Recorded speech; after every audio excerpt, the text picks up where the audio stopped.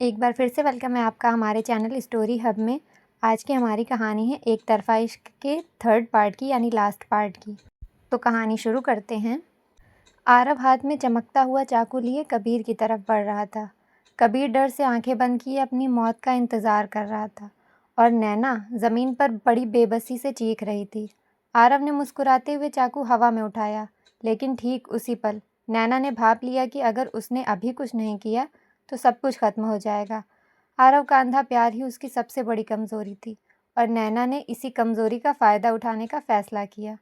नैना ने रोना बंद किया और अपनी आवाज़ में एक अजीब सी शांति लाते हुए कहा कि रुक जाओ आरव, अगर तुम कबीर को मारना चाहते हो तो मार दो, लेकिन एक बात याद रखना, कबीर को मारकर तुम मुझे कभी हासिल नहीं कर पाओगे। आरव के हाथ कबीर की गर्दन के पास जाकर रुक गए। उसने मुड़कर नैना को देखा। उसकी आंखों में दीवानगी और शक साफ दिख रहा था। आरव ने पूछा कि तुम ये क्या कह रही हो नैना? मैंने ये सब तुम्हारे लिए ही तो किया है। नैना ने हिम्मत जुटाई, अपनी आंखों के आंसू पोंछे और खड़ी हो गई। वो धीरे धीरे आरव की तरफ बढ़ने लगी और बोली कि आरव, कबीर 6 महीने से गायब था। इन 6 महीनों में तुमने मेरा हर मोड़ पर साथ दिया। तुमने मेरे आंसू पोंछे, मुझे संभाला। धीरे धीरे ही सही, मेरे दिल में तुम्हारे लिए जगह बनने लगी थी। मुझे लगा था कि तुम दुनिया के सबसे अच्छे इंसान हो, लेकिन तुमने कबीर को ज़िंदा रखकर सब बर्बाद कर दिया। अगर तुम मुझे पहले ही बता देते कि तुम मुझसे इतना प्यार करते हो कि मेरे लिए किसी की जान भी ले सकते हो, तो मैं कबीर को छोड़कर खुद तुम्हारे पास आ जाती। मुझे ऐसा डरपोक आशिक नहीं चाहिए जो बक्से में सबूत छुपा कर रखे और दूसरों से झूठ बुलवाए। अगर तुम सच में मुझसे प्यार करते हो तो कबीर को मेरे सामने तड़पा कर मारो, ताकि मुझे यकीन हो जाए कि तुम्हारा एक तरफ़ा इश्क कितना सच्चा है। आरव नैना की बातें सुनकर पूरी तरह सुध-बुध खो बैठा। उसका साइको दिमाग नैना के इस झूठे बदले हुए रूप को सच मान बैठा। उसे लगा कि आखिरकार उसका एक तरफ़ा इश्क मुकम्मल हो गया और नैना ने उसके पागलपन को स्वीकार कर लिया है। आरव के चेहरे पर एक सनकी मुस्कान आ गई।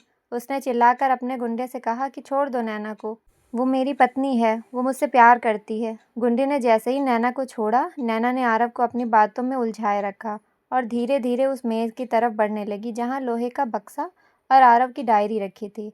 आरव कबीर की तरफ पलटा और बोला कि देख कबीर, नैना सिर्फ मेरी है। आरव जैसे ही कबीर पर वार करने के लिए आगे बढ़ा, नैना ने पलक झपकते ही मेज़ पर रखा लोहे का भारी बक्सा उठाया और अपनी पूरी ताकत से आरव के सिर के पिछले हिस्से पर दे मारा। वार इतना ज़ोरदार था कि आरव लड़खड़ाकर ज़मीन पर गिर गया। उसके सिर से खून बहने लगा और चाकू उसके हाथ से छूटकर दूर जा गिरा। आरव का गुंडा जैसे ही नैना की तरफ झपटा, खंडहर के बाहर अचानक पुलिस की गाड़ियों के सायरन गूंज उठे। दरअसल जब नैना कार से आ रही थी, उसने चालाकी से अपने फ़ोन का लाइव लोकेशन अपने पुलिस वाले अंकल को शेयर कर दिया था। सायरन की आवाज़ सुनते ही आरव का गुंडा डरकर खिड़की से बाहर कूदकर भाग गया। ज़मीन पर गिरा आरव दर्द से कराह रहा था, लेकिन उसकी आंखों में अब भी वही सनक थी। वो रेंगते हुए नैना के पैर पकड़ने की कोशिश करने लगा और खून से लथपथ आवाज़ में बोला कि नैना, तुमने मुझसे झूठ बोला। मैंने तुमसे सच्चा प्यार किया था। तुम किसी और की नहीं हो सकती।